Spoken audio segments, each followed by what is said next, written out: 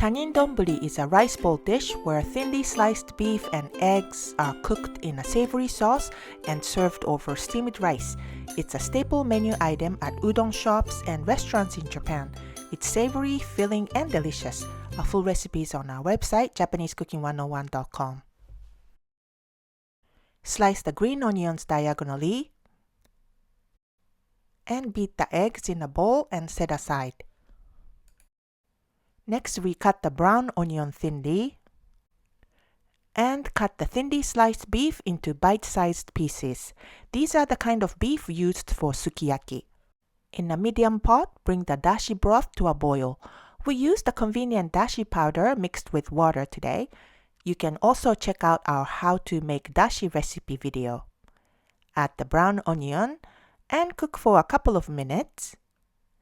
And we are going to add the seasonings: sugar, soy sauce, sake, mirin, and a little bit of salt, and let it boil again.